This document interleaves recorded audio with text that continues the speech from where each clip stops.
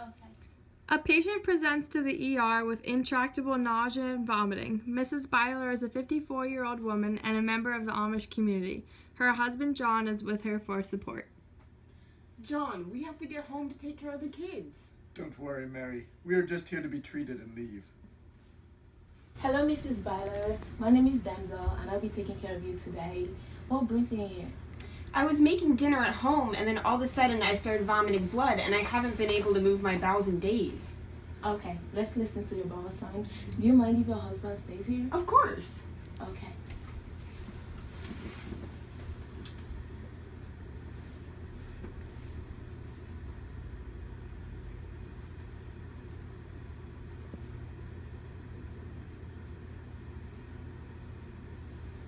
Okay.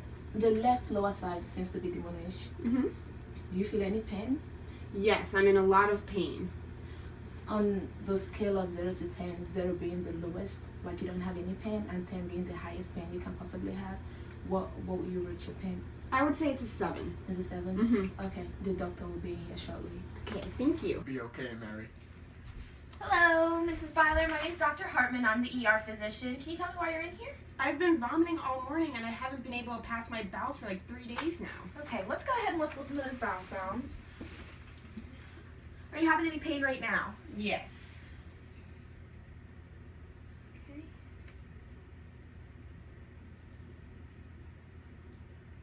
Okay, and how can you describe your pain? It's like a sharp pain, like my stomach's heavy almost. Okay.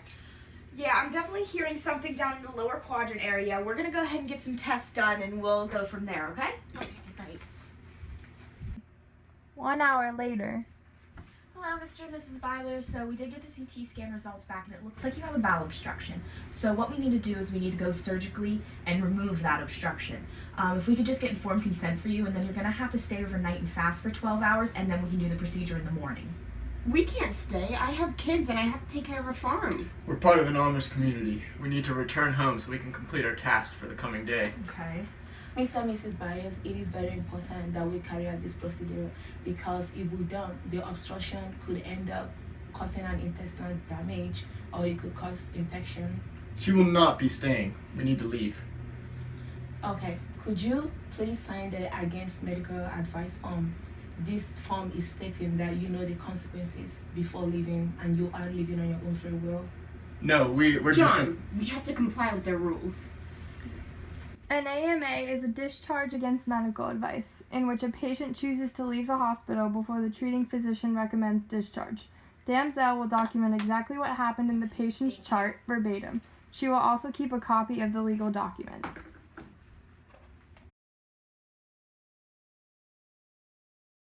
Meredith Robinson is a new mother. She gave birth to a 9-pound, 8-ounce baby girl 24 hours ago. The baby and mother are both healthy and excited to return home. Hello, Meredith. My name is Damsel and I'll be your nurse for today. How are you feeling? Pretty good. I'm excited to go home. Mhm. My mother and my sister will be in later to check up on the baby. They do have her ID number, so they'll be in later. No problem. I'll be happy to introduce them. Okay. Meredith has fallen asleep. Damsel waits at the nursing station for upcoming visitors. Hi, I'm Kermit. Is there a Meredith Robinson here? I'm the baby's father. Yes, there is. Have you spoken to her? Yes, I did. How's she doing? Can I see my baby? She's safe and sound. She delivered by C-section. There were no complications. I'm so happy to hear that. I've just been so swamped with work that I haven't been able to see my child. Is there any way I could go in? I forgot my medical number, but I promise I won't do anything. I'm not going to steal the baby or anything. Well, you seem like a nice guy. I'll just let it slide this once. Thank you so much. You're welcome. Ding, ding, ding.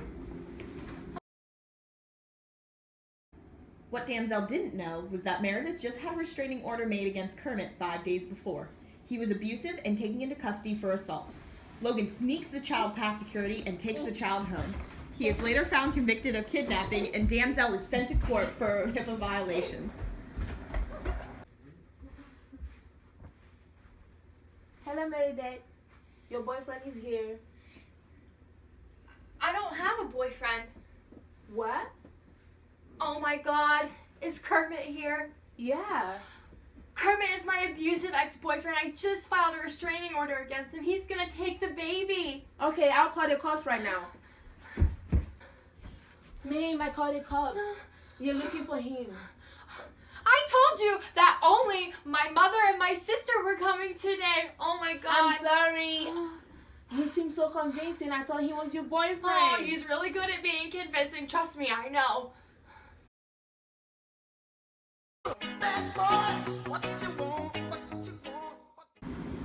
That's him. Fraserberg.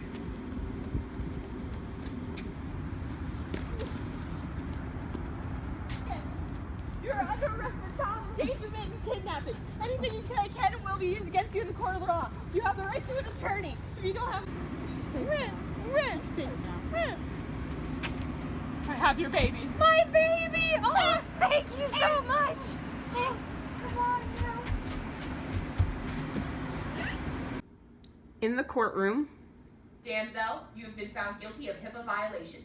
The minimum penalty for willful neglect that was corrected in the specific time period is a $10,000 fine.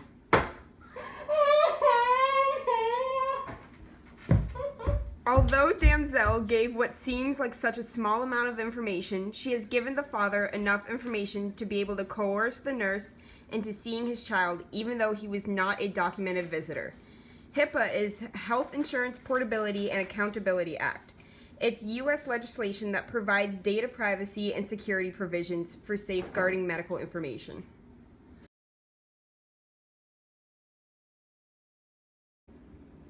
Allie and Tori are finishing their 12-hour night shift at the ICU. They are swamped with a 1-to-3 nurse-to-patient ratio.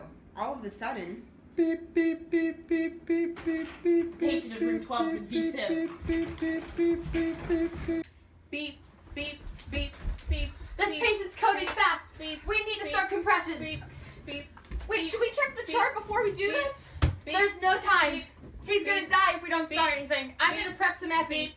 beep. Allie and Tori failed to see the DNR sheet in the patient's chart. DNR is a legal order written either in the hospital or on a legal form to withhold CPR or ACLS in respect to the patient's wishes. The hospital also failed to display the patient's code status above their bed. After being resuscitated, the patient and his wife had decided to pursue legal action. In the courtroom, dun dun! My husband has suffered unwanted pain dealt by the hands of those women.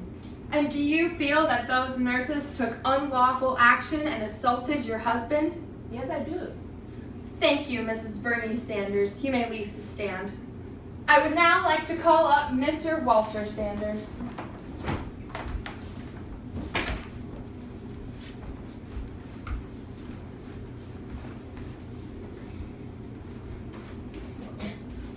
I got it. Mr. Sanders, what is one thing you would like to say to these nurses? I didn't ask for any of this. No further questions, Your Honor. Okay. If both prosecution and defense rest, I hereby charge you guilty with a second-degree misdemeanor under battery. You will hereby be fined $5,000 and be under temporary suspension without pay. Both nurses have been accused and convicted of battery against this patient. This is due to a legal implication of any unwanted touching of a person by another. These nurses committed a crime by resuscitating a patient while they specifically stated in both written and verbal communication that they did not want any life-saving measures. Is that the baby snatcher?